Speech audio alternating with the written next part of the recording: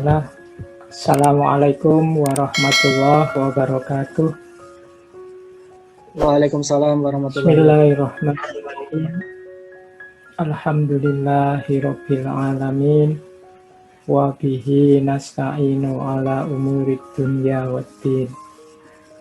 Allahumma sholli wa sallim wa barik ala habibina wa syafi'ina Sayyidina wa maulana Muhammadin wa ala alihi wa ashabihi wa man tabi'ahum bi ihsanin ila yaumiddin. Amma ba'du.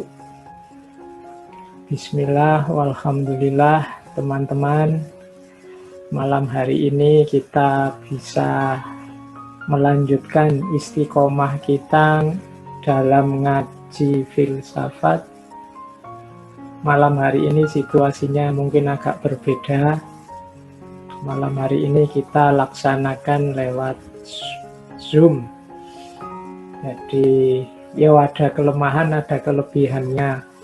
Kalau kajian langsung dalam jaringan gini, mohon hatinya yang longgar. Karena biasanya kadang-kadang sinyal itu naik dan turun. Suara kadang muncul, kadang hilang. Oke, jadi tapi insya Allah dengan model semacam ini kita sebentar-sebentar bisa saling menengok wajah kita masing-masing. Semoga saudara-saudara, teman-teman yang mengikuti ngaji malam hari ini senantiasa dikaruniai kesehatan. Baik, sebagaimana yang sudah kita rancang, tema kita malam hari ini adalah muhasabah. Memang sengaja saya ambil tema ini meskipun dulu mungkin kita pernah 1 bulan penuh mengkaji tema muhasabah ini dari beberapa tokoh sufi. Tapi malam hari ini mungkin momennya cocok, momennya sesuai menjelang akhir tahun. Kita angkat lagi tema muhasabah ini. Oke, bismillah. Ya meskipun forumnya forum Zoom yang kita bisa saling melihat wajah, saya tetap akan share screen. Mungkin dengan share screen ini wajah saya jadi kecil. Tapi harus begitu, sering saya bilang fokus kita dalam ngaji itu tetap harus pada ilmunya. Jangan pada sayanya. Kejarlah selalu barokahnya ilmu. Kalau saya pastinya bisa salah, bisa keliru, bisa khilaf. Maka ayo fokus pada ilmunya, kita belajar bareng-bareng. Nanti kalau saya ada yang meleset, enggak pas, enggak cocok, ya monggo. Kalau ada yang mau mengingatkan, kelihatannya teman-teman MCS juga nanti menyediakan waktu serba sedikit kalau ada yang ingin menyampaikan sesuatu. Baik, bismillah. Saya mulai tema kita malam hari ini. Nanti seandainya di tengah jalan tiba-tiba suara atau sayanya hilang, ya mohon ditunggu sebentar, mungkin jaringannya baru trouble. Baik, saya share screen. Semoga share screen saya bisa ditangkap ya teman-teman. Seperti biasa, bismillah, kita mulai kajian kita malam hari ini. Temanya muhasabah atau introspeksi diri. Ini teman-teman mungkin sering juga menggunakan istilah-istilah yang senada. Kadang-kadang menggunakan istilah refleksi. Introspeksi ini juga sebenarnya sejenis refleksi. Hanya saja refleksi ke dalam. Refleksi itu berpikir mendalam tentang sesuatu. Hanya saja ketika refleksi itu tentang diri kita yang bagian dalam, itu namanya introspeksi. Nanti ada filosof yang pakai istilah retrospeksi. Kalau retrospeksi itu fokusnya ke masa lalu. Jadi berpikir tentang apa yang sudah terjadi kemarin. Yang sebelumnya itu namanya retrospeksi. Jadi kalau ke dalam namanya introspeksi tentang diri kita sendiri, kalau tentang yang sudah terjadi namanya retrospeksi. Kadang-kadang juga pakai istilah kontemplasi. Kalau kontemplasi, ini pemahamannya adalah berpikir mendalam dan utuh, luas, lengkap. Semua dimensinya dijelajahi.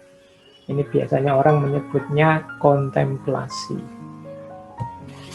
Baik, itu untuk istilah-istilah ya, biar kita kritis dalam menggunakannya. Kalau refleksi biasanya fokus pada satu objek, kalau objek itu ke dalam namanya introspeksi. Baik, kita lanjutkan. Saya awali dari sebuah jargon yang populer sekali di dunia filsafat, yaitu know thyself atau Gnotisiauton. Itu tulisan Yunaninya seperti itu. Artinya, kenalilah dirimu.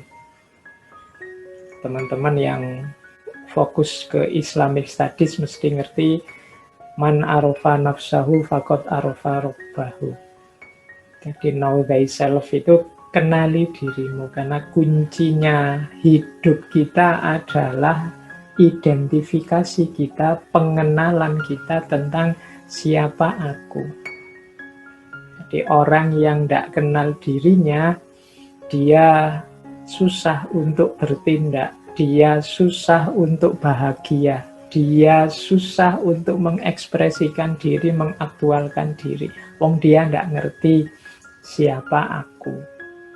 Jadi mengapa kita harus muhasabah? Muhasabah itu upaya kita untuk kembali mengenali diri kita. Jangan-jangan kemarin-kemarin, setahun ini kita mengalami banyak sekali masalah yang macam-macam. Jangan-jangan kita kehilangan diri kita. Kalau bahasa filsafat sering disebut kehilangan identitas. Seolah-olah bukan aku yang kemarin-kemarin itu. Kita diserbu corona sejak bulan April. Nah itu kita seperti orang panik, melakukan banyak hal, mempaniki banyak hal. Nah itu mungkin di tengah-tengah sela-sela kegelisahan, kegalauan, kepanikan kita itu ada beberapa bagian yang kita kehilangan jati diri. Seolah-olah kita ini bukan kita yang biasanya. Kita lupa kalau kita itu ya manusia. Yang manusia itu sangat wajar kalau kadang ya sakit, kadang ya sehat. Ada banyak ujian yang macam-macam. Ada banyak cobaan dari Allah yang macam-macam. Kita juga punya Allah dan lain sebagainya. Ini kan sering membuat kita lupa. Maka momen akhir tahun ini semoga bisa jadi bahan kita untuk muhasabah. Oke, malam hari ini saya tidak akan ngomong detail isinya muhasabah apa. Saya hanya nanti saya arah-arahkan saja, saya beri kerangka-kerangka, mungkin bermanfaat untuk teman-teman menjalani muhasabah. Karena yang tahu siapa dirimu ya kalian sendiri. Jadi akan lebih indah kalau muhasabah ini teman-teman melakukannya sendiri. Mungkin besok malam. Sendirian, nyari momen yang hening, lakukan dengan jernih, nilailah dirimu sendiri.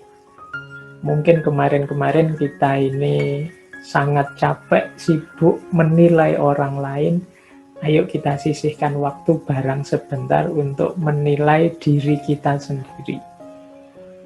Meskipun sebenarnya muhasabah ini tidak harus nunggu tahun baru atau nunggu momen apa, anytime, setiap waktu kalau teman-teman memang berkeinginan untuk muhasabah bisa dilakukan.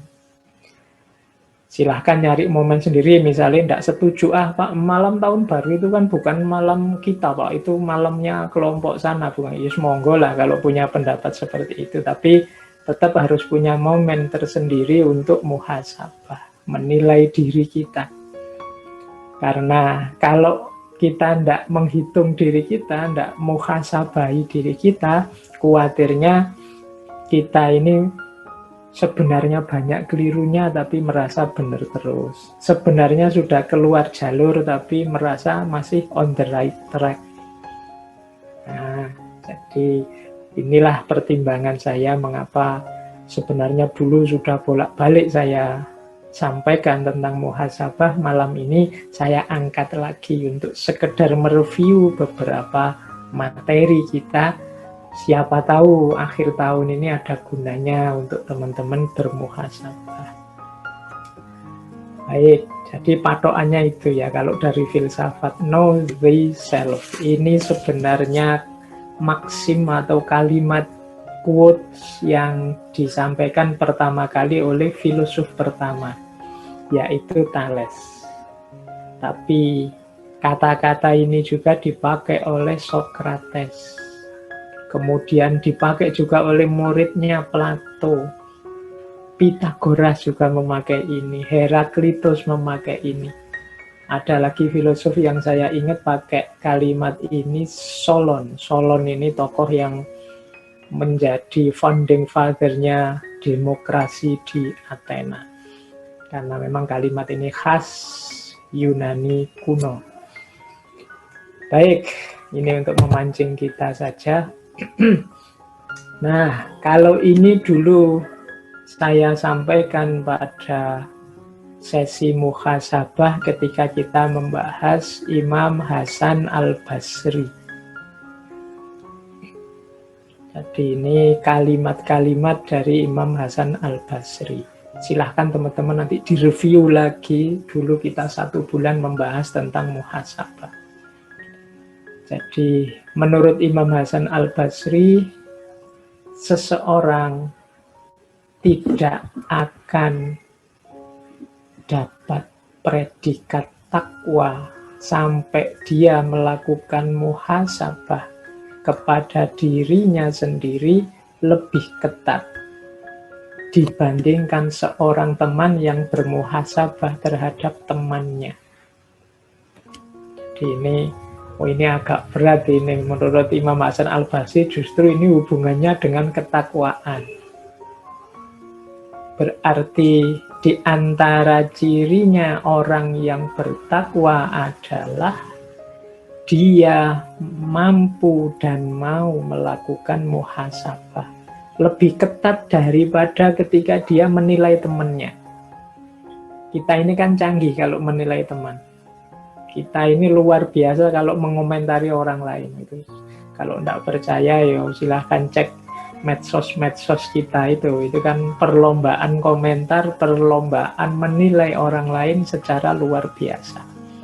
Padahal Imam Hasan Al-Basri dibalik oleh beliau, justru kalau kita lebih ketat memuhasabahi diri sendiri, menunjukkan derajat atau level ketakwaan kita. Ya meskipun kalau kita sedang menilai diri kita sendiri, tidak harus diposting di medsos. Atau kalau mau diposting di medsos, ya dibikin privat saja. Oke, nah yang kedua, ini saya untuk mengantarkan kita dulu, biar situasi batinnya nyambung dengan muhasabah. Seorang hamba akan berada dalam kebaikan selama dia mampu menasehati dirinya dan selalu menghisap dirinya. Kemudian yang ketiga, di antara tanda-tanda Allah berpaling dari seseorang ialah Allah menjadikan kesibukannya pada perkara-perkara yang tidak bermanfaat baginya. Ini untuk memageri muhasabah tadi ya, bahwa kita ini sering melakukan hal-hal yang tidak penting, hal-hal yang tidak urgent dalam kehidupan kita. Hati-hati, jangan-jangan itu isyarat bahwa Allah mulai menjauh dari kita, Allah mulai berpaling dari kita. Maka perlu kita sering muhasabah untuk ngitung-ngitung yang saya lakukan ini manfaat apa enggak, penting apa enggak. Baik, ini pengantar dari Imam Hasan Al-Basri tentang pentingnya muhasabah. Semoga teman-teman masih ingat ketika dulu kita banyak membahas tentang para sufi, termasuk yang membahas muhasabah. Baik, nah kita awali sekarang muhasabah kita dengan menengok status jiwa kita. Ini kalau saya Inggriskan state of soul. Ini saya ngambil dari Imam Ghazali, saya mengambil dari Syekh Abdul Qadir Jailani, saya mengambil juga dari Imam Mawardi. Pernah juga menjelaskan level-levelnya jiwa. Nah, ayo kita lihat dari 4 level ini kita ada di mana. Jadi ada kondisi jiwa yang paling rendah, kondisi jiwa yang amarah. Kemudian lebih tinggi satu level, kondisi jiwa yang lawamah. Kemudian nambah satu level lagi, kondisi jiwa yang mulhamah. Dan puncaknya adalah kondisi jiwa yang mutmainnah. Sekarang kita tengok diri kita ini ada di level mana. Kalau kita ini masih senang melakukan hal-hal yang dilarang, dosa, maksiat, dan yang sejenisnya, dan merasa biasa saja, nyaman saja melakukan yang seperti itu, berarti kita ada di level jiwa yang amarah. Jadi wis dosa tapi seneng atau nyaman, salah tapi enjoy aja. Ini amarah. Jadi ngerti sih kalau bohong itu dosa, ngerti sih kalau bikin hoax itu dosa, ngerti sih kalau membuat fitnah itu dosa, tapi nyaman saja, seneng saja Pak. Saya lihat orang gegeran rame. 1-2 kali saya pernah ada yang ngomong begitu. Suka saya Pak kalau lihat orang itu konflik. Kalau sepi tidak asik Pak. Yang asik itu kalau ada orang gegeran, sekali-sekali dipancing dengan berita-berita bohong. Nah, hati-hati kenyamanan kita saat melakukan dosa, menjalani maksiat, itu menunjukkan level kita ada di level jiwa yang paling rendah, yaitu level amarah. Nah, ya kalau dalam bahasanya Al-Quran ini biasanya karena nafsu. Nafas itu la ammarotum bisu. Jadi levelnya masih amarah. Nah, naik satu level lawamah. Kalau lawamah ini kita tahu mana baik, mana buruk. Sebenarnya saya tahu ini dosa, Pak. Tapi menghindarinya susah. Dan setiap kali melakukan dosa, saya kok ya menyesal mengapa kok saya melakukan dosa. Nah, ini lebih baik daripada yang makom amarah tadi. Kalau yang makom amarah itu senang, dia enjoy melakukan dosa. Tapi kalau yang lawamah ini, dia merasa menyesal. Jadi masih mudah terjerumus dalam salah, dalam dosa. Ya tahu dia ini salah, tapi kok ya susah menghindarinya. Akhirnya dia menyesal. Nah, ini lawamah. Jadi batinnya itu selalu dalam pertentangan. Jadi saya tahu ini salah, saya tahu ini tidak baik, saya tahu ini tidak seharusnya. Ini pertarungan terus, tapi yang menang adalah yang buruk, yang menang adalah yang dosa. Meskipun nanti akhirnya dia menyesal. Nah, ini kondisi jiwa lawamah. Ayo sekarang kita lihat ya, tengok ke dalam diri kita, pernah tidak ngalami yang begitu? Dari sekian pertarungan antara baik dan buruk dalam diri kita, yang menang yang mana? Kalau yang menang yang buruk dan kita tidak menyesal, berarti kita ada di level amarah. Tapi kalau yang menang yang buruk dan kita menyesal sekali, kita ada di level lawamah. Naik satu level lagi, ada mulhamah. Ini dari kata-kata ilham. Nah, ini sama, dalam dirinya pertarungan antara yang baik dan yang buruk. Tapi dalam pertarungan ini yang baik menang. Jadi sukses. Meskipun kadang-kadang itu ada tambahannya. Kadang-kadang masih rindu kepada nikmatnya nafsu, nikmatnya dosa. Nah, jadi misalnya yang biasa minum terus tarung, wah alhamdulillah Pak saya sekarang tidak minum, tapi yo membayangkan minum itu enak aja nih Pak, itu mulhamah. Alhamdulillah Pak saya sekarang sudah tidak curang lagi, saya jujur terus. Tapi dulu Pak waktu saya suka curang itu asik sekali Pak, saya banyak untung itu, untungnya banyak waktu saya curang itu. Nah ini mulhamah. Jadi yang menang kebaikan dalam dirinya, meskipun kadang-kadang ada bersitan-bersitan dalam jiwa kita untuk, wah dulu ya waktu saya masih muda itu, masih suka motoran, masih suka itu, ganggu orang malam-malam itu, wah rasanya dulu itu asik, itu mulhamah. Sekarang enggak lagi sih, ngerti karena itu salah. Tapi masih ada sedikit-sedikit kerinduan ke masa lalu, padahal masa lalu itu mungkin sesuatu yang tidak sepantasnya, atau kesalahan, atau kekhilafan. Nah ini berarti levelnya mulhamah. Jadi yang dipilih sudah benar kebaikan, meskipun masih ada sedikit-sedikit keinginan untuk melakukan yang salah. Dan puncaknya nafas, state of soul yang paling puncak adalah mutmainnah. Mutmainnah ini jiwa yang stabil, tenang, mantap dalam kebaikan. Kalau ini sudah tidak ada pertarungan lagi. Jadi sudah mantap, stabil dalam kebaikan. Jangan lupa kalau di surat Al-Fajr itu ya ayatuhan nafsul mutmainnah irji'i ila rabbiki radiyatam mardiyah. Nanti yang bisa mulus langsung hadir ke hadapan Allah adalah jiwa-jiwa yang makomnya sudah mutmainnah. Berarti jiwa yang sudah stabil, tenang, mantap, nyaman dalam kebaikan.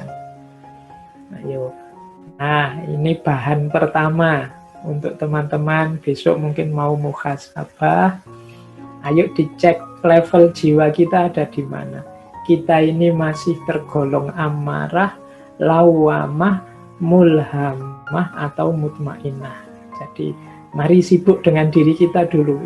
Nggak usah pakai teori ini untuk nuding-nuding orang lain. Ayo dibereskan dulu diri kita. Nanti insya Allah kalau sudah mutmainnah, ada jalan untuk membantu orang lain menilai diri mereka. Tapi untuk tahap kita yang awal, ayo kita menilai diri kita sendiri. Kita ini ada di kondisi jiwa yang mana.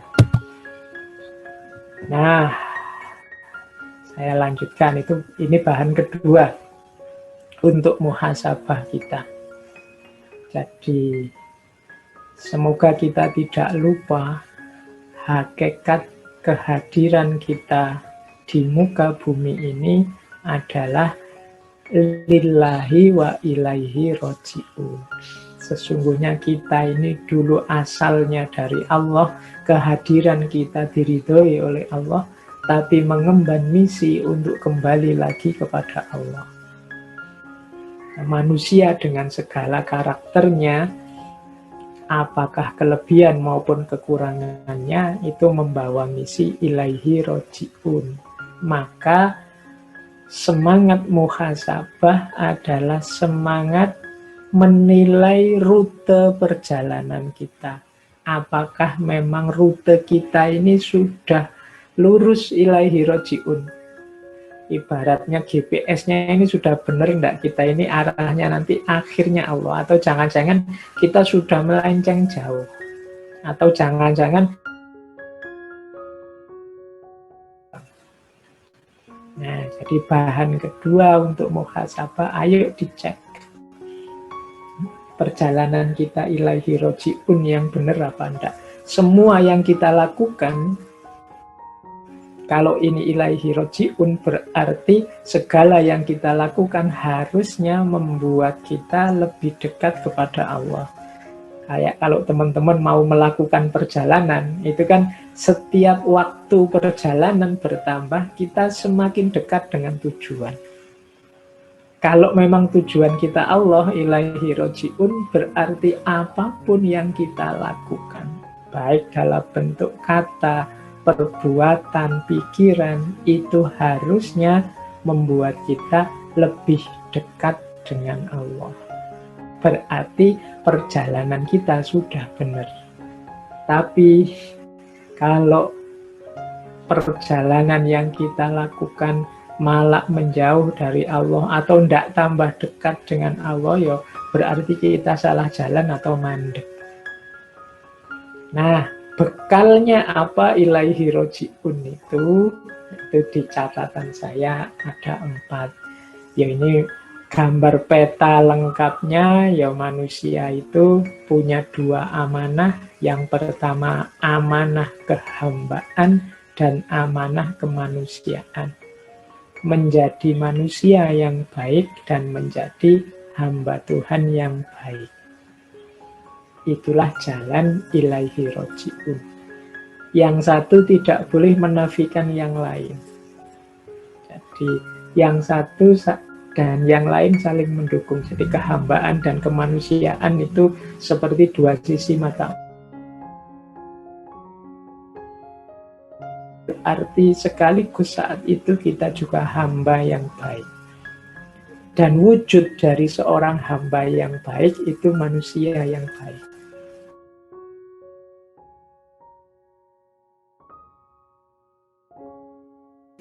Ayat-ayat ibadah itu selalu nyambung dengan kesalehan sosial, dengan efek kebaikan moral atau kebaikan akhlak kemanusiaan.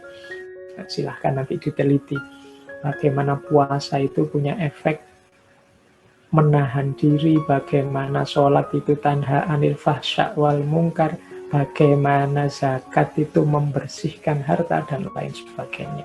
Jadi kehambaan dan kemanusiaan itu satu paket lengkap yang disitulah kita rute yang harus kita tempuh menuju Allah. Bekalnya 4. Jadi yang pertama adalah pengetahuan, yang kedua kesadaran, yang ketiga kebaikan, dan yang keempat perbaikan. Nanti satu-satu saya jelaskan. Kalau pengetahuan jelas, tidak mungkin kita bisa ilaihi roji'un tanpa ilmu.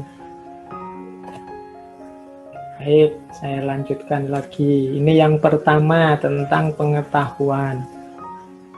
Saya tahu hari ini problem kita untuk pengetahuan bukan kita ini tidak tahu atau kurang pengetahuan.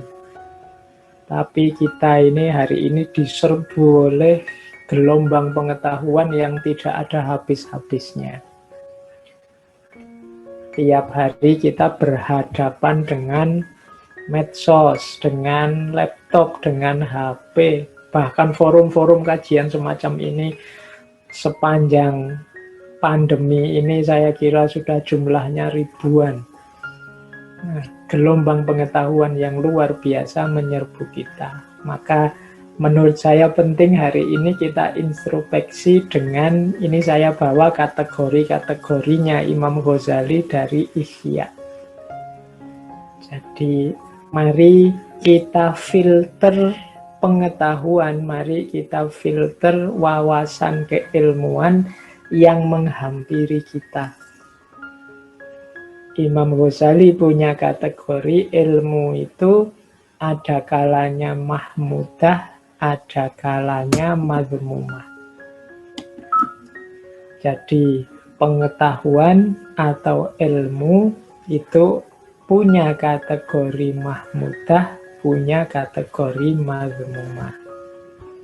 Mahmudah itu berarti terpuji, madhmumah itu tercela. Terpuji atau tercela itu bisa karena isinya, bisa karena prosesnya, bisa karena hasil atau efeknya. Jadi kalau Imam Ghazali menjelaskan yang isinya madhmumah itu jenis-jenis ilmu yang merusak. Imam Ghazali mencontohkan ilmu sejenis ilmu sihir, ilmu santet, dan yang seperti itu. Mungkin hari ini termasuk ilmu-ilmu yang mungkin untuk menipu orang, membuat hoax, membuat berita palsu, dan lain-lain, itu perlu kita beri kategori ilmu yang madhmumah. Kita tidak perlu ngerti yang seperti itu. Kita kejar saja yang mahmudah. Ada juga sebenarnya ilmunya mahmudah, tapi proses kita mencari atau proses kita menyampaikannya tercela. Mungkin mencari ilmunya dengan cara, kalau di kampus itu model plagiat, atau mencari ilmunya dengan cara beli buku bacaan misalnya. Itu bahasa saya itu madhmumah dari sisi prosesnya. Hati-hati, nanti jangan sampai ilmunya tidak barokah dari situ. Atau dari sisi hasil atau efeknya. Hasil atau efeknya ini ya berarti manfaat dan mafsadatnya. Ilmunya benar, prosesnya benar, tapi ternyata kurang manfaat. Isinya malah merusak. Mungkin penggunaannya tidak tepat. Nah, di situ ada kategori-kategori. Ini saya bahasa Indonesiakan dari Ihya itu. Ada ilmu itu yang diyakini saja, ada yang harus dipahami, ada yang perlu dijalani, atau ilmu untuk dihindari. Yang harus kita jalani apa, yang harus kita hindari apa. Ini juga butuh pertimbangan-pertimbangan keilmuan. Ada juga kategori lain, Imam Ghazali menyebutnya fardu ain atau fardu kifayah. Itu bahasa saya keharusan dan keutamaan. Jadi misalnya ilmu tentang sholat, yaitu kita harus tahu. Ilmu tentang puasa kita harus tahu. Kewajiban kita. Ilmu tentang makan kita harus tahu. Kalau tidak makan kan kita bisa mati, tentang kesehatan. Nah, ada juga yang keutamaan-keutamaan. Jadi, yang tidak harus semua orang tahu. Yang ahli biologi, ilmunya mendalam di biologi. Yang ahli fisika, mendalam di fisika. Itu penting semua, tapi keutamaan-keutamaan. Tidak wajib setiap orang ngerti. Ada juga yang bukan keharusan, bukan keutamaan, tapi kesia-siaan. Kesia-siaan itu kita capek-capek belajar, kita capek-capek mencari ilmu, hanya habis tenaga, habis waktu. Nah, itu kesia-siaan namanya. Tidak ada gunanya sama sekali, tidak ada manfaatnya.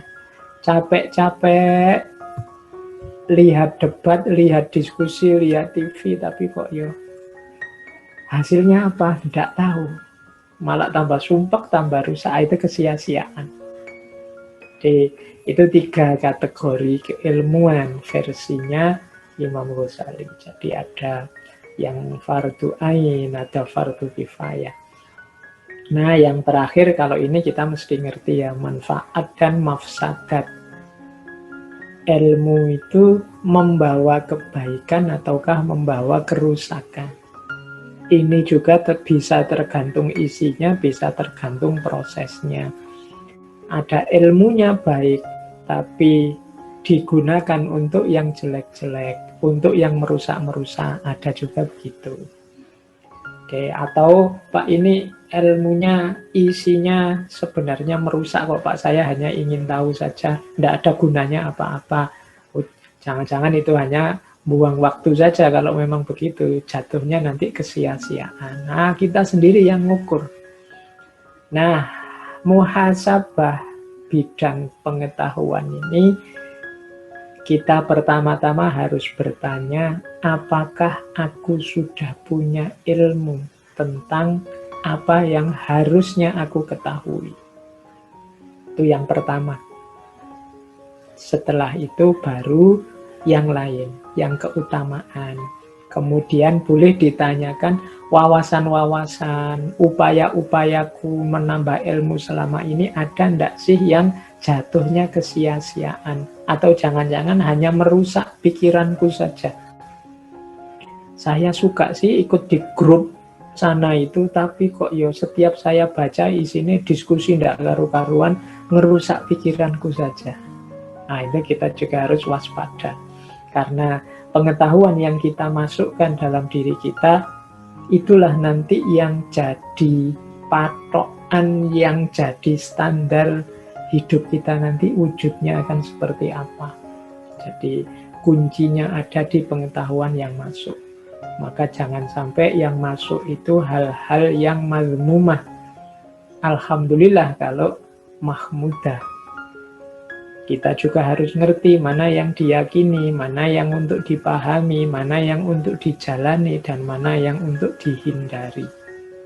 Yang dihindari pun kita harus tahu, karena jangan sampai harusnya kita hindari, tapi malah kita jalani. Harusnya kita jalani, kita hindari. Ada yang cukup diyakini, tapi ada yang perlu dipahami. Dipahami berarti difikirkan secara mendalam. Ada ilmu khususnya. Tapi ada juga bagian pengetahuan yang cukup diketahui saja. Nah, jadi ayo level muhasabah untuk pengetahuan, kita tengok isi pikiran kita selama ini. Kalau ada yang hanya sia-sia, tidak ada gunanya, apalagi yang mafsadat, atau ada yang mazmumah, mari secara sengaja kita sisihkan dari isi kepala kita. Atau kita menghindar dari situasi yang menyebabkan kita menyerap informasi yang mazmumah, atau pengetahuan yang mafsadat, atau aktivitas ilmu yang sia-sia. Hanya habis biaya, habis tenaga, habis kuota, tapi tidak ada manfaatnya. Jadi ini level muhasabah yang pertama. Tadi kan bekalnya menuju Allah itu yang pertama ilmu atau pengetahuan. Maka ayo kita muhasabai aspek pengetahuan kita sudah benar apa enggak. Kalau pengetahuannya sudah keliru, sudah mazmumah, apalagi mafsadat, kemungkinan nanti pengetahuan ini justru akan membawa kita semakin jauh dari Allah. Kita tidak jadi ilaihi roji'un. Ini yang pertama, step pertama, pengetahuan. Kita lanjutkan ke step kedua, kesadaran. Nah, kalau kesadaran ini hubungannya dengan kemauan kita untuk menjalani apa yang kita ambil dari pengetahuan. Nah, kesadaran itu saya bagi 3. Jadi kalau pengetahuan itu bahannya, kesadaran ini wadahnya. Ada isi, ada bentuk, ada manifestasi. Silahkan dilihat gambarnya itu.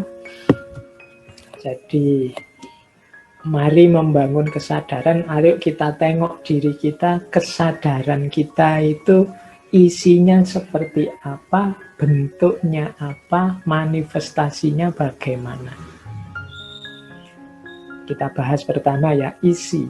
Ini saya membedakan isinya kesadaran itu bisa 3. Yang pertama basyariyah, yang kedua insaniyah, yang ketiga ilahiyah. Kalau ada yang tanya, Pak, kadang-kadang kan ada Pak orang jahatnya luar biasa. Itu apa tidak masuk juga di situ kesadaran hayawaniyah misalnya enggak. Kalau ada hayawaniyah itu dalam bahasa saya sebenarnya dia belum sadar. Kalau ini sudah sadar. Cuma ada kategori-kategorinya. Jadi yang pertama isi ya, saya jelaskan satu-satu. Kesadaran basyariyah itu kesadaran pemenuhan kebutuhan kemanusiaan fisikal saja. Itu basyar. Jadi kebutuhan makan, kebutuhan minum, kebutuhan berhubungan dengan orang lain, kebutuhan untuk menikah, kebutuhan yang fitri-fitri, fitroh-fitroh kemanusiaan itu kebutuhan basyariyah. Nah, tidak salah orang punya kesadaran basyariyah, tapi tidak boleh melampaui batas. Jadi kalau melampaui batas, jadinya negatif. Makan itu bagus, kurang makan atau kebanyakan makan jelek. Jadi menikah itu utama, seks itu bagus, tapi berlebihan di situ atau kekurangan di situ itu negatif. Jadi ini kesadaran basyariyah.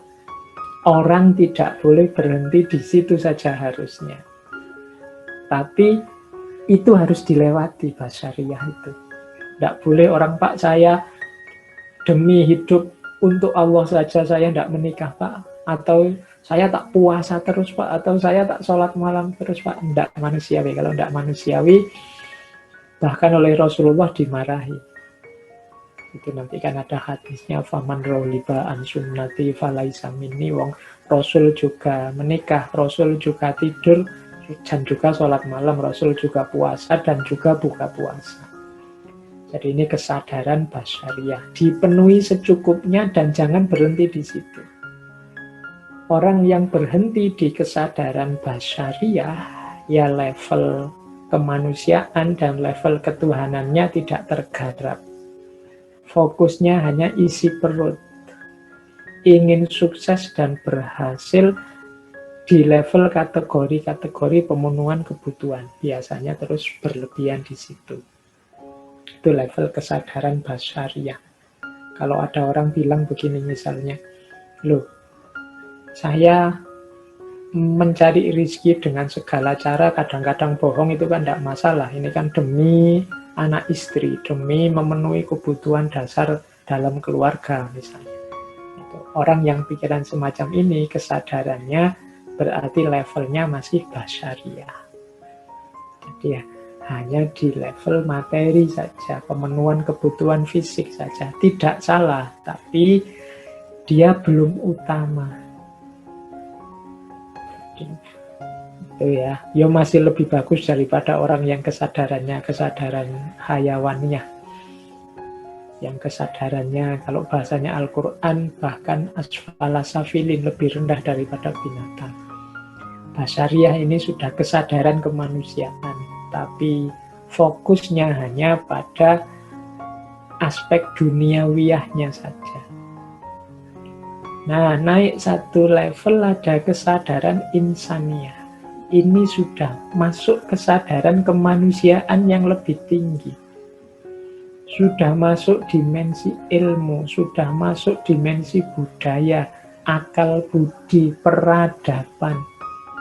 Disinilah manusia berperan sebagai khalifahnya dengan segala karakter-karakter yang baik. Ini kesadaran insaniyah. Jadi Bagaimana manusia menggunakan akal budinya untuk mengelola kehidupan. Tidak sekedar memenuhi kebutuhannya. Nah, ini kesadaran level 2. Disinilah manusia di level khalifah. Yang untuk ini Allah wa'allama adamal asma'a kullaha. Nah, yang ketiga isi kesadaran adalah kesadaran ilahiyah. Kesadaran ilahiyah itu fokusnya jiwa kita, orientasinya hanya Allah saja. Nah, ini kesadaran ilahiyah namanya. Oke, jadi ada basyariyah, insaniyah, ilahiyah. Ayo kita tengok dalam dirimu masing-masing, kesadaranmu isinya apa sekarang. Kalau yang kamu pikir hanya, Pak, kapan saya lulus, kemudian dapat ijazah, kemudian cari kerja, kemudian kawin, kemudian punya anak, membesarkan anak, itu saja yang ada di pikiranmu, ya berarti engkau ada di kesadaran basyariyah. Tidak salah, cuma perlu kamu naikkan lagi levelnya biar tidak hanya itu. Karena kehadiranmu di muka bumi tidak hanya untuk cari uang kemudian membesarkan anak berketurunan, tapi ada misi yang lebih mulia. Atau kalau di pikiranmu, Pak, saya sekarang itu berpikir apa yang bisa saya sumbangkan, apa yang bisa saya berikan untuk masyarakat, bagaimana cara saya meningkatkan kualitas diri saya, bagaimana saya bisa memberikan yang terbaik untuk orang-orang sekeliling saya. Alhamdulillah kesadaranmu adalah kesadaran insaniyah. Atau yang ada di pikiranmu adalah, Pak, saya melakukan semua yang menurut saya benar, semua yang menurut saya baik, itu hanya demi Allah saja. Saya menghadirkan Allah dalam setiap langkah, setiap pikiran, setiap apapun yang saya lakukan. Itu berarti kesadaranmu adalah kesadaran ilahiyah. Jadi ada kesadaran basyariyah, insaniyah, ilahiyah. Nah, ayo kita muhasabah diri kita ini isinya apa sekarang kesadarannya. Yang sibuk muncul di pikiran kita itu apa? Basyariyah, insaniyah, atau ilahiyah. Itulah level kesadaran kita. Terus bentuknya sekarang. Kalau bentuknya kesadaran itu saya rangkum jadi 3. Itu ada kesadaran kewajiban, ada kesadaran kebutuhan, ada kesadaran cinta. Ini sering saya sampaikan di beberapa kali pertemuan. Jadi kalau kewajiban itu berarti ya engkau orang baik, melakukan segala jenis kebaikan, tapi sifatnya karena engkau merasa itu kewajibanmu. Kalau kewajiban itu kan seperti aturan yang dibebankan. Bahkan ada kesan dipaksakan. Harus kamu lakukan. Itu kewajiban. Jadi sudah baik, cuma rasanya masih beban. Mengapa engkau sholat? Ya karena umat Islam wajib sholat. Ini rasanya kan beban. Kalau boleh libur tidak sholat, alhamdulillah. Nah, itu berarti masih kewajiban. Kok mau puasa 1 bulan? Ya orang Islam ya wajib. Tidak salah bahwa orang Islam itu wajib, tapi kalau berhenti hanya di kewajiban, ya rasanya puasa itu beban. Nah, sudah benar kewajiban, tapi ada yang lebih tinggi, yaitu kebutuhan. Jadi kalau kewajiban itu kan seolah-olah yang butuh bukan saya sholat ini wajib, kalau boleh saya tidak sholat, tidak merasa butuh terhadap sholat. Maka ada yang lebih tinggi, yaitu kebutuhan. Saya sholat, Pak. Sebagai manusia saya butuh sholat, ingin hati saya tenang. Saya butuh puasa untuk melatih menahan diri. Ya, ini level kebutuhan. Ada, sudah lebih bagus daripada kewajiban meskipun ada pamrihnya. Pamrihnya apa? Kebutuhan. Ada yang kau inginkan. Nah, yang paling tinggi itu level cinta. Kalau level cinta ini sudah tidak memikirkan dirinya lagi. Orang mencintai itu kan tidak egois. Yang difikirkan adalah yang dicintai. Maka Ini disebut level paling tinggi. Kadang orang menyebutnya ikhlas. Jadi, mengapa engkau sholat? Allah suka kalau saya sholat. Semuanya lillahi ta'ala, hanya untuk Allah saja. Nah, ini level ketiga. Jadi, kesadaran kita tadi yang basyariyah, insaniyah, ilahiyah itu ada di level kewajiban, ataukah level kebutuhan, ataukah level cinta. Mari kita muhasabai. Kalau kita merasa semua ini beban dalam hidup kita, berarti levelnya masih kewajiban. Kalau kita masih punya banyak pamrih-pamrih yang lain selain Allah, selain lillahi ta'ala, levelnya kebutuhan. Tapi kalau kita sudah tidak egois memikirkan apa yang saya dapat, keuntungan apa yang saya peroleh, berapa pahala yang saya panen, yang penting Allah ridho padaku, levelnya level cinta. Nah, kesadaran inilah nanti yang kita manifestasikan dalam hidup. Ya bentuknya dua, dia dalam bentuk niat dan amal. Dilaksanakan dan niat.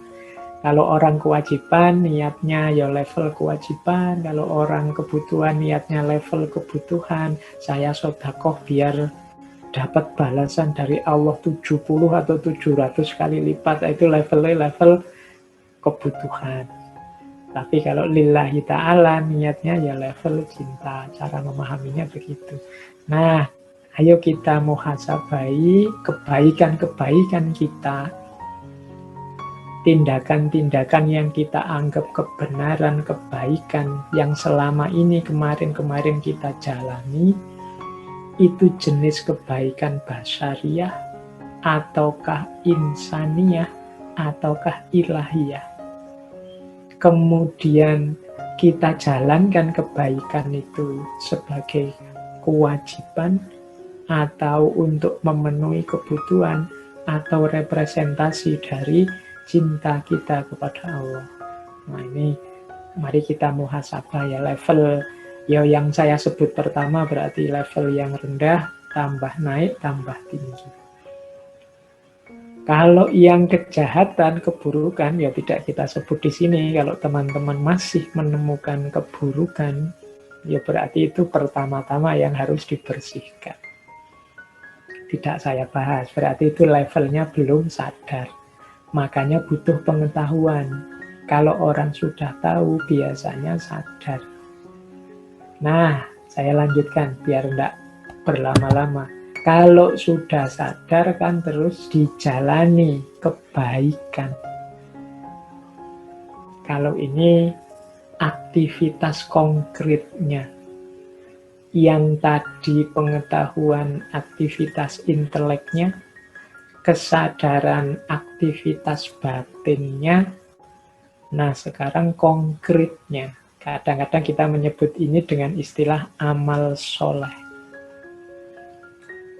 Nah, ini saya kategori. Semoga tidak lama menjelaskannya ya. Ini khawatirnya kemalaman ini nanti. Oke, teman-teman perhatikan kotak-kotak yang saya bikin itu ya. Saya jelaskan ringkas, singkat, semoga bisa ditangkap. Kategori itu jenisnya, berarti ya kebaikan itu kategorinya dua. Ada kebaikan lahiriah, ada kebaikan batiniah. Ini dua jenis sebenarnya, tapi kalau menurut saya satu paket. Lahiriah dan batiniah itu satu paket seperti dua sisi mata uang. Amal soleh kita yang lahiriah itu tidak bernilai kalau tidak diiringi oleh batin yang juga soleh. Sebaliknya, batin yang soleh itu tidak ada artinya kalau tidak ada manifestasi lahiriahnya. Misalnya, sedekah itu kan lahiriah, membantu orang lain. Tapi kalau batinnya tidak ikut mewarnai, misalnya dengan ikhlas, tanpa pamrih, maka sedekah tadi nilainya jatuh.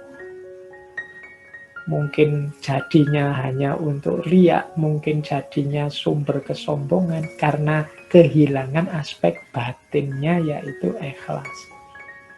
Itu contoh bagaimana lahiriah tergantung batinnya atau batinnya.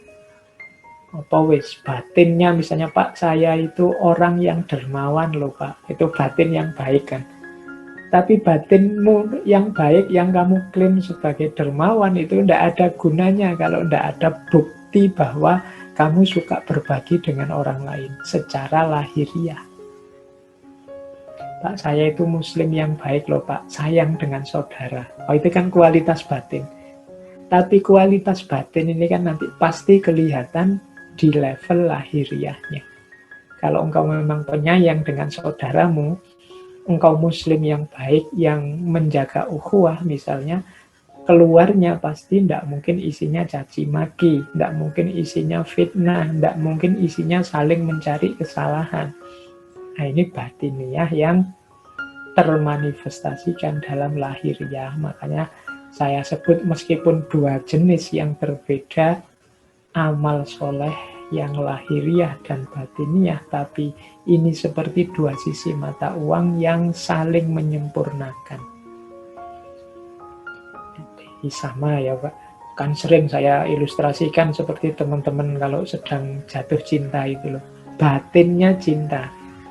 Cuma kan orang akan menganggap omong kosong kalau katanya cinta tapi WA tidak pernah dibales, katanya cinta tidak pernah apel, katanya cinta yang sana sakit kok tidak jenguk. Itu kan lahiriahnya menentukan juga. Atau sering WA-an, sering apel, sering nganter kemana-mana, neraktir, tapi di batinnya tidak ada cinta sebenarnya. Itu juga kan sia-sia. Nah, jadi lahiriah dan batiniah itu satu paket lengkap dalam konstruksi amal kebaikan. Nanti ini di level muhasabah, untuk kebaikan-kebaikan yang kita lakukan sudah utuh dan sempurna apa belum. Amal-amalku yang lahiriah ini sudah didukung oleh sikap batin yang benar apa belum. Ketika aku mengajar misalnya, mungkin di antara teman-teman ada yang ustadz atau guru atau dosen di kampus, ini batinku isinya apa? Apakah mengajar yang mulia itu ternyata batinku bunyinya adalah ini hanya sekedar mencari uang, ini hanya profesi, ini hanya kewajiban, kalau bisa ya tidak seperti ini. Nah, ini akan menentukan kualitas apakah ngajar kita itu memang benar-benar mulia atau tidak. Oke, jadi itu yang pertama. Jadi amal soleh, mari kita muhasabai. Ini sudah lengkap lahir batinnya apa belum? Yang kedua, ketika kita melakukan amal kebaikan, ada banyak variabelnya. Salah satu variabel kurang, maka berkurang juga kesolehan atau kebaikannya. Di catatan saya ada 1, 2, 3, 4, 5, 6, 7 variabel. Semoga tidak ada yang komentar, wah berarti amal baik itu berat ya Pak. Enggak, ringan. Asal kita mau saja kita sudah bisa sebenarnya. Hanya saja kadang-kadang memang banyak blokernya, banyak yang menghalangi kita ke sana. Jadi yang pertama, amal baik itu ditentukan niatnya.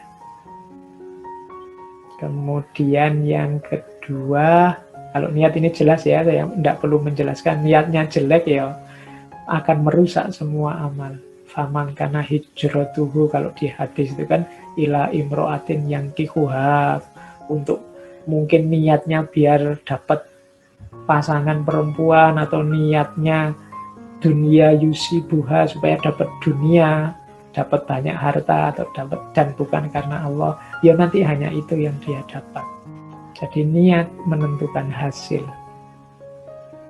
Tapi jangan berhenti di niat yang baik saja. Butuh selanjutnya kaifiat. Kaifiat itu caranya.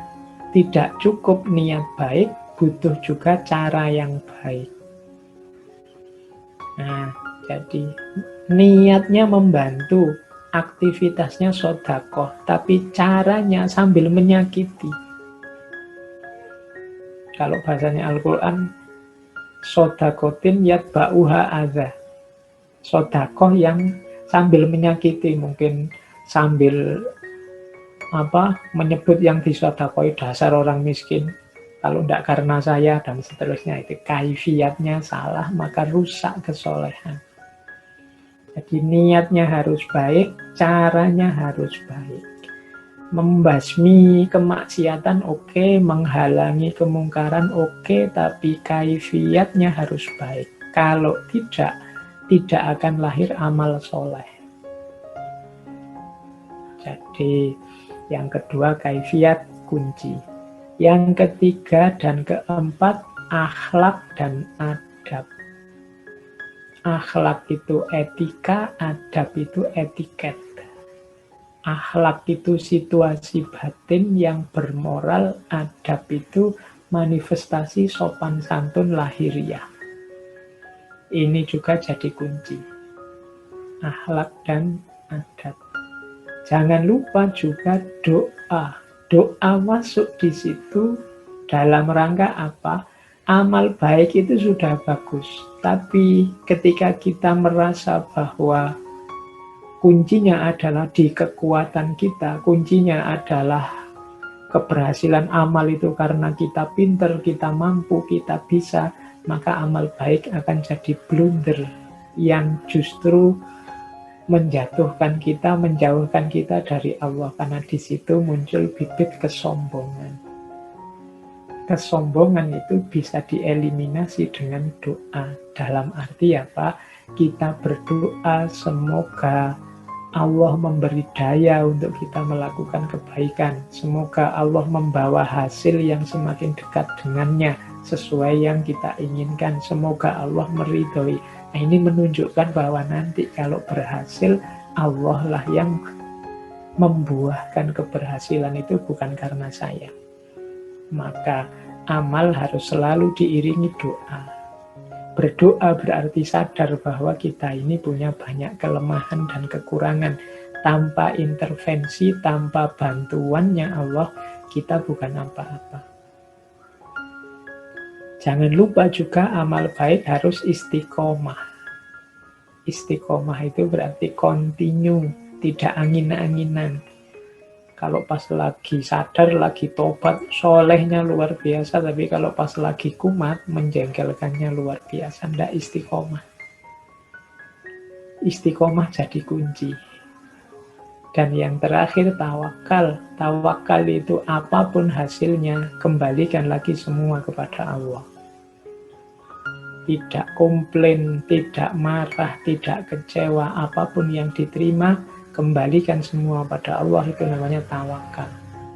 Oh, jadi amal baik itu ternyata niatnya harus cocok, kaifiatnya sesuai, akhlak dan adabnya dipenuhi. Jangan lupa berdoa, istiqomahlah, dan tawakal. Ini variabel-variabel yang harus kita miliki, kita penuhi. Saat kita menjalani muhasabah, maka ayo kita nilai lagi amal-amal baik kita kurang apa selama ini. Saya selama ini sudah berjuang loh Pak, menjalani ini. Demi jalan Allah, demi kebaikan. Ayo muhasabah, niatnya sudah benar apa belum? Caranya sudah benar apa tidak? Akhlak dan adabnya sudah terpenuhi apa enggak? Merasa bisa sendiri atau butuh pertolongannya Allah? Maka berdoa enggak demi keberhasilanmu?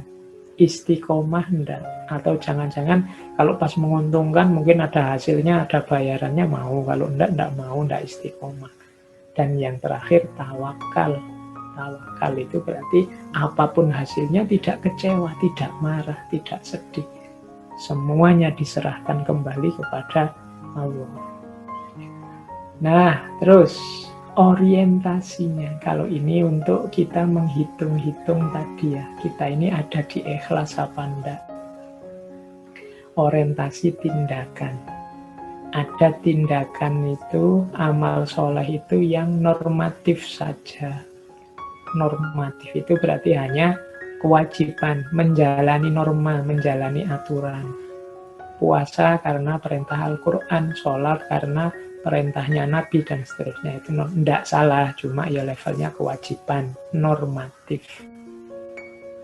Kemudian ada teleologis. Teleologis itu tindakan yang bertujuan. Saya melakukan ini biar batin saya tenang, Pak. Saya melakukan ini biar orang-orang rukun, Pak. Itu teleologis namanya. Ada komunikatif. Komunikatif ini tindakan hasil kesepakatan bersama. Ya, kalau dalam agama misalnya, saya pakai kunut, Pak, karena saya ikut madhabnya ini. Dramaturgik itu tindakan yang sifatnya ingin membangun citra, makanya istilahnya drama. Pak, saya ingin jadi orang soleh, Pak. Kemana-mana pakai sarung, pakai kopiah, pakai sajadah, biar dianggap santri, dan lain sebagainya. Itu dramaturgi. Karena kadang-kadang diawali dari tidak ikhlas atau diawali dari pamrih-pamrih, tapi nanti akhirnya ketemu dengan ikhlas. Oke, iya putus-putus terus jaringannya, nggih. Tidak apa-apa, tadi sudah saya suruh yang longgar hatinya. Oke, jadi di antara ini saya ingat dulu waktu sesi Imam Haris Al-Muhasibi ya, kalau yang tentang terakhir yang urgensi itu. Jadi di antara yang harus kita muhasabai adalah apakah kebaikan yang kita lakukan itu sudah urut tertib. Yang penting didahulukan, yang primer didahulukan, yang sekunder ya nomor 2, yang tersier ya nomor 3. Kadang-kadang kita itu sering ngurusi yang tidak penting-penting, yang penting malah kelewatan. Itu kayak mahasiswa ikut diskusi di mana-mana, webinar di mana-mana ikut, akhirnya skripsinya tidak jadi-jadi. Nah, itu kebalik. Jadi harusnya yang daruri ya dia fokus ngerjain skripsinya dulu, yang serius, yang wajib, baru yang sunnah, baru yang mubah. Nah, ini yang sering jadi masalah. Jadi urutan amal, mana yang didahulukan, mana yang tidak. Kalau dalam bahasanya Al-Quran ada rumus mudah, ku anfusakum wa ahlikum nar. Jadi yang pertama dirimu sendiri, jangan kesusu ingin memperbaiki orang, tapi fokuskan dulu dirimu. Kalau sudah berupaya untuk dirimu, boleh membantu orang lain. Itu yang saya sebut urgensi. Daruri itu yang paling darurat, yang wajib. Haji itu yang harus ada demi yang daruri terpenuhi. Tahsin itu yang sifatnya komplementer saja, pelengkap saja. Daruri itu menutup aurat, haji itu kainnya, tahsini itu bentuknya. Boleh sarung, boleh celana, itu kalau di usul fikih. Tapi kalau dalam amal perbuatan, ya mana yang harus kita dulukan. Oke, terus ini waktunya sudah mepet. Nah, sekarang kita masuk ke perbaikan. Kebaikan kita itu ada batasnya. Karena kita ini lemah, kekurangan, dan penuh keterbatasan. Orang yang tidak sadar perbaikan ini biasanya terus dia mandek di amal soleh tadi. Dia merasa sudah baik. Padahal ada kelanjutannya. Setelah kebaikan masih harus ada perbaikan. Mengapa kita harus perbaikan? Karena kita itu tidak mesti benar, tidak mesti baik. Orang sering lupa. Jadi yang paling akhir ini yang paling sering dilupakan, yaitu aspek perbaikan. Kenapa kita itu harus sadar kita itu lemah, kurang, terbatas. Bahkan yang kemarin kita anggap benar, bisa jadi besok atau lusa tidak relevan lagi sebagai kebenaran. Dulu sebelum corona, sebelum pandemi, itu silaturahmi itu utama. Tapi setelah pandemi ini ya jangan banyak silaturahmi, kita disuruh jaga jarak. Jadi, dulu itu kan keakraban, kedekatan. Kalau sholat di masjid, itu kan rapatkan barisan. Itu kebenaran zaman itu, sebelum pandemi. Imamnya sampai, ayo yang rapatkan barisan. Tapi begitu ada pandemi, kebenaran rapatkan barisan itu kan sudah tidak relevan. Situasinya tidak mendukung.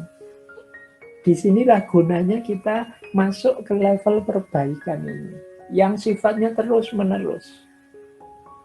Makanya setelah kesadaran kelemahan kita ada taklim, iktibar. Taklim itu belajar terus, iktibar itu mengambil pelajaran dari peristiwa yang kita alami sehari-hari.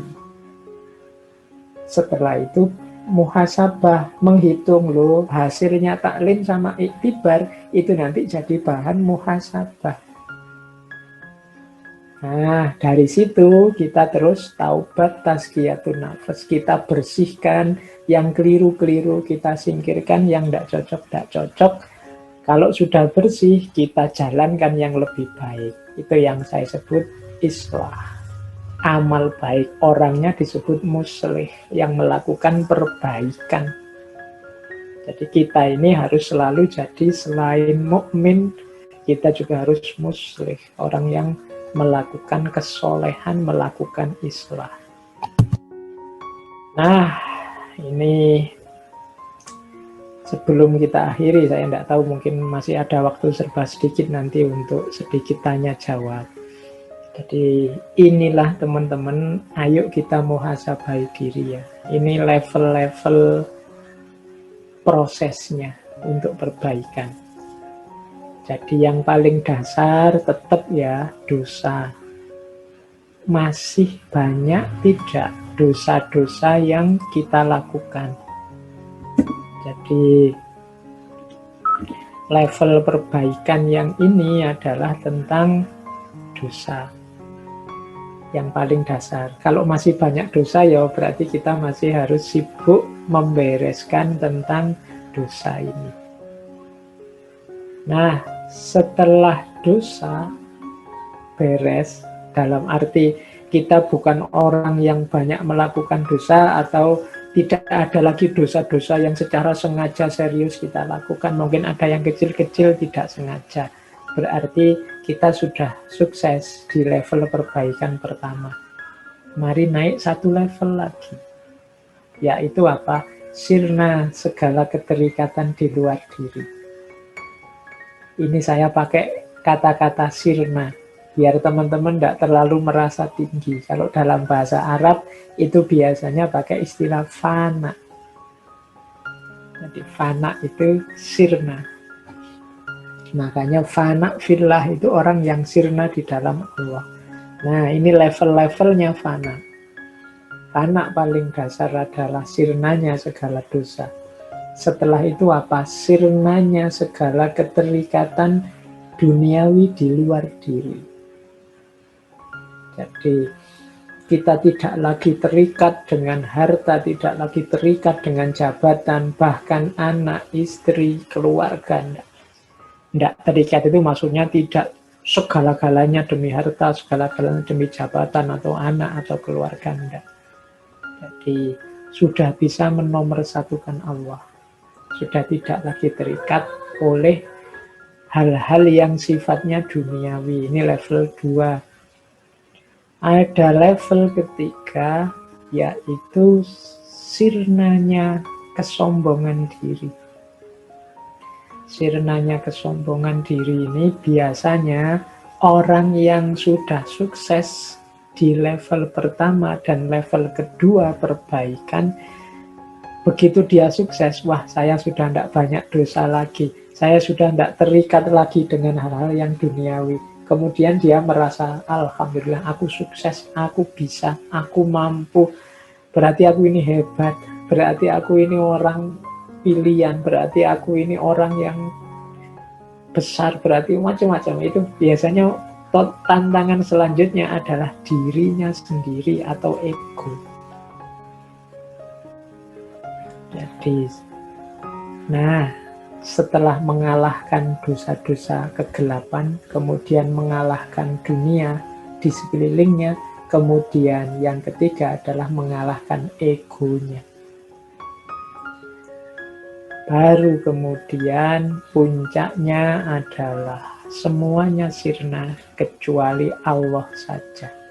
Semuanya tidak penting kecuali Allah. Yang nomor satu dalam hidup, satu-satunya adalah Allah saja. Nah, ini level yang keempat, perbaikan. Jadi kalau sudah sampai yang atas itu, yaitu nanti makom paling tinggi kalau dalam dunia tasawuf. Saya tidak tahu teman-teman ada di level mana, tapi semoga kita sudah memulai muhasabah diri untuk melakukan perbaikan-perbaikan step by step. Apakah itu di level dosa, ataukah di level keterikatan, ataukah di level kesombongan, ataukah di level ego diri kita sendiri di hadapan Allah. Baik, yang terakhir, ini yang paling akhir adalah, ini kalau bahasa saya spiritual blocker. Jadi ini mari kita muhasabahi diri kita. Jangan-jangan masih punya kualitas-kualitas 10 ini. Ini 10 yang akan memblokir perjalanan kita menuju Allah. Inilah nanti di antara penghalang kita saat kita ilaihi roji'un. Yang pertama apa, teman-teman? Menunda-nunda. Jadi menunda-nunda itu adalah tidak segera menjalankan kebaikan meskipun sudah paham, sudah punya niat, tapi masih nanti saja atau nanti dulu. Jadi, iya Pak, saya paham sih Pak, saya ngerti sih Pak, saya ikut ngaji sudah lama, sudah ngerti macam-macam. Nanti sajalah Pak dijalani. Saya pengen nanti Pak, kalau saya sudah tua itu nanti melakukan suluk, masuk torekot, jadi sufi, pokoknya nunggu nanti, semuanya nanti. Akan jadi spiritual blocker. Jangan lupa, dunia itu perayu yang luar biasa. Jadi semakin kita menunda-nunda kebaikan, ya kemungkinan kita akan semakin jauh dari kebaikan itu. Maka teman-teman mohon lawanlah kalau ada dorongan dari dalam dirimu untuk menunda-nunda. Makanya kalau dalam filsafat akhlak itu ada tuntunan bahwa di antara sifat yang terpuji adalah syaja'ah. Syaja'ah itu berani. Berani itu maksudnya apa? Yo, ayo langsung jalan dengan pemberani. Orang yang bisa mengeksekusi apa yang dia pahami, kebaikan yang dia mengerti langsung dijalankan, butuh para pemberani. Maka jangan ditunda-tunda. Kita tidak tahu usia kita sampai kapan. Apalagi ini era pandemi. Ayo segera dijalankan. Insya Allah kesempatan kita banyak kalau pandemi ini, kebaikan apa yang mau kita lakukan, terbuka lebar kesempatan. Yang kedua, overestimate. Overestimate itu terlalu pede, terlalu banyak rojak, kurang khauf. Jadi merasa diri pinter, mampu, benar, sehingga sembrono, tidak hati-hati, menyepelekan. Nah, ini overestimate. Kalau saya yang baca, kalau saya yang berdoa, mesti langsung diterima oleh Allah. Saya itu dekat, kalau itu overestimate. Allah itu pasti mendengar kalau saya minta. Allah itu overestimate. Ada nada kesombongan di situ sekaligus kesembronoan. Nggak perlu terlalu dalam, Allah itu ngerti. Itu yang menyepelekan. Bahwa Allah itu maha pemaaf ya, tapi kalau kita dalam bahasa Jawanya jarak. Jarak itu ya sembrono, nggak hati-hati melanggar, itu namanya overestimate. Dia akan juga jadi spiritual blocker. Jadi kita akan tersandung nanti di jalan ilaihi roji'un. Yang nyandung siapa? Diri kita sendiri. Terlalu optimis, overestimate. Rojaknya terlalu besar, sehingga khaufnya hilang. Padahal innama yakhsyallaha min ibadihil ulama. Sesungguhnya yang paling takut pada Allah itu para ulama. Jadi justru bukan rojak, tapi takut. Orang overestimate ini takutnya kecil. Nah, oke, ada kebalikannya. Underestimate. Underestimate ini kebalikannya overestimate. Khaufnya terlalu besar. Jadi menganggap, wah ndak mungkin aku begini, ndak bisa aku ini melakukan ini. Apa Allah memaafkan kalau aku tobat dan seterusnya, itu underestimate. Serba pesimis sampai ke titik ekstrim putus asa. Padahal putus asa itu nanti statusnya bisa kufur. Nah, jadi khaufnya terlalu banyak, dosisnya terlalu besar. Ini juga jadi spiritual blocker. Jadi putus asa. Orang putus asa kan terus tidak melakukan apa-apa. Wong dia sudah nyerah, putus asa. Jadi overestimate dan underestimate dua-duanya bisa jadi spiritual blocker. Yang keempat, ragu-ragu. Kokean mikir, mudah bingung. Jadi ini mungkin kadang-kadang jadi cirinya ilmuwan. Menurut ini begini, menurut itu begitu. Saya kok jadi ragu-ragu ini, yang benar yang mana, bisa ini, bisa itu. Terlalu banyak pertimbangan, akhirnya cuma bingung, tolah-toleh, nggak ngapa-ngapain. Serba ragu-ragu. Jangan-jangan Ustadz ini bohong. Jangan-jangan yang itu juga khawatir dimanipulasi, khawatir kita. Sudah banyak ragu-ragu, akhirnya tidak jalan. Terlalu banyak pertimbangan. Oke. Nah, kan keraguan itu kan membuat kita tidak bergerak. Hati-hati, ya, ragu-ragu ya. Misalnya yang mau nikah itu kan ragu-ragu ini, dia bisa setia apa enggak, dia nanti cocok sama aku apa enggak, aku itu kayak kira-kira banyak pertimbangan, ragu-ragu biasanya terus enggak jadi nikah, bingung. Jadi keraguan yang berlebihan juga menjadi spiritual blocker. Seandainya jalan, biasanya orang ragu-ragu itu enggak mantep. Kalau dalam teorinya tasawuf tertentu itu kemantapan hati, itu disitulah sumbernya keampuhan. Kalau saya sering ilustrasikan, kalau kita berdoa kepada Allah, yakin dikabulkan 100%, insya Allah 100% Allah akan mengabulkan. Tapi kalau kita ragu-ragu, misalnya 50% saja keyakinan kita doa dikabulkan, ya insya Allah nanti hadirnya pengabulan juga 50%. Wong kita sendiri tidak yakin Allah mengabulkan, ya Allah tidak akan mengabulkan. Ana indal dzonni abdi. Nah, keraguan juga sumbernya spiritual blocker. Yang kelima, kemalasan. Kalau ini saya tidak tahu, teman-teman wis lebih pengalaman ya kalau tentang malas ini kan. Jadi ngertilah ya bagaimana dahsyatnya power of kemalasan ini. Jadi silahkan dinikmati, dipahami bagaimana kadang-kadang ini menjadi spiritual blocker. Apalagi pandemi ini, wis pokoknya waktu kita 50% hanya untuk rebahan saja. Oke, jadi ayo kita introspeksi. Kebosanan ini untuk teman-teman yang biasanya sudah baik, sudah jalan. Cuma kemudian setelah waktu berjalan lama, kehilangan rasa. Apa nek bahasanya kehilangan rasa itu ya? Nggak ada geraknya lagi sehingga bosan. Ya ilustrasinya misalnya teman-teman yang mendawamkan sholat malam atau sholat duha itu mungkin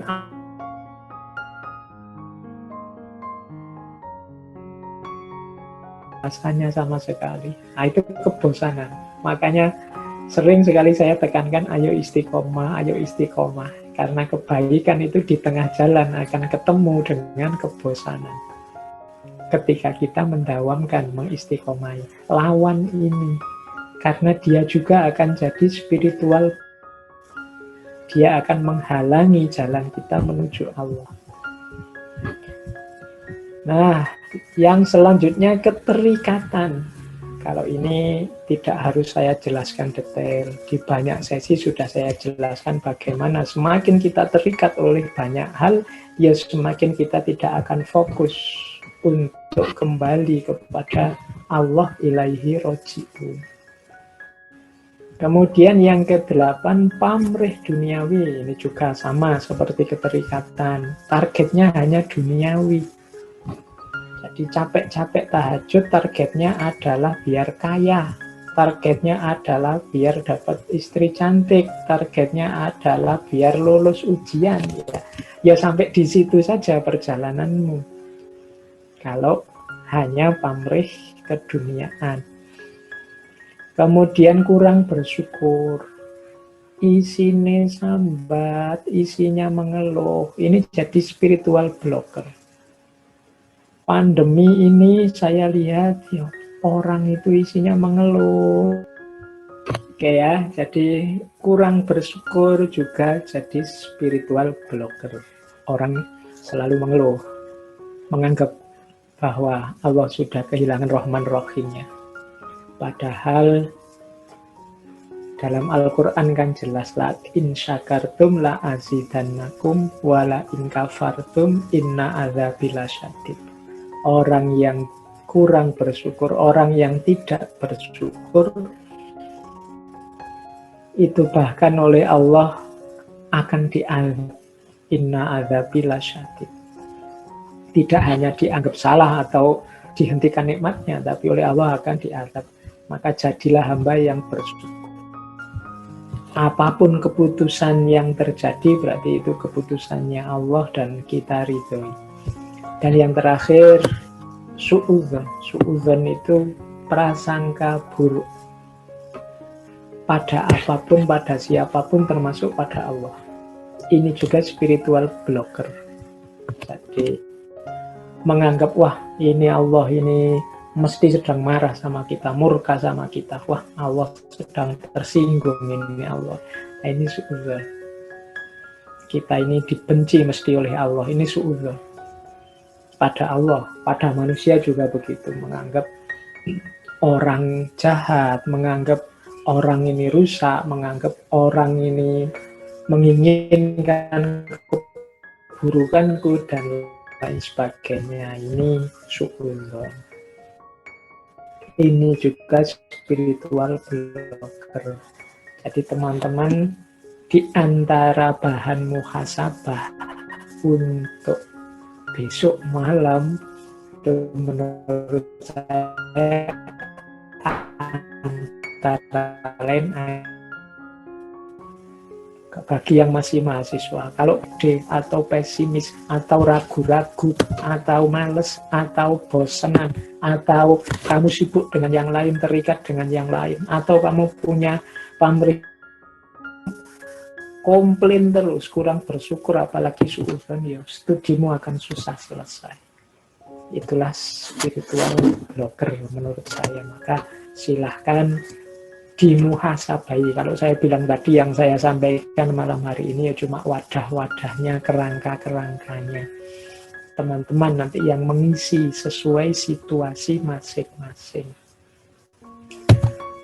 Baik, ya kalau ini rangkuman dari semuanya tadi, untuk inna lillahi wa inna ilaihi roji'un adalah aspek pertama, rodiyah. Rodiyah itu kita ridhoi apapun keputusan Allah, tidak kita keluhi, tidak kita protes, tidak kita komplit, kita terima.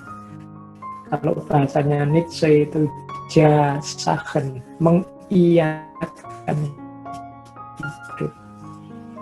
Setelah itu kita pelajari, kita cari ilmunya, kita cari hikmahnya. Setelah itu, tadi tawakal. Ya saya beri contoh ya, Rodiyah pandemi misalnya, kita ridho dengan keputusan Allah menakdir pandemi pada kita. Tapi kita tidak diam, kita belajar tentang mekanisme pandemi. Kita kemudian berikhtiar menanggulangi, kita juga berusaha menghindari pakai masker dan lain-lain. Setelah kita berusaha, hasilnya apa? Ya kita tawakal. Kita ridhoi lagi keputusan Allah atas segala ikhtiar kita. Kalau kita sudah nyampe di tawakal, insya Allah akan lahir jiwa yang mutmainnah. Kalau jiwa kita sudah mutmainnah, akan hadir yang kita impi-impikan, yaitu jiwa yang mardiyah, yang diridhoi. Makanya ya ayatuhan nafsul mutmainnah irji'i ila rabbiki radiyatan mardiyah. Kita ridho terhadap keputusannya Allah dan Allah pun ridho pada kita. Baik, saya kira itu teman-teman sesi malam hari ini. Mohon maaf banyak terpotong-potong oleh sinyal.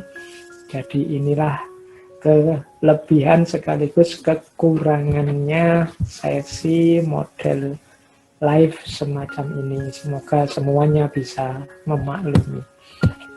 Oke, kurang lebihnya mohon maaf. Saya kembalikan lagi ke Mas orang dalam. Monggo.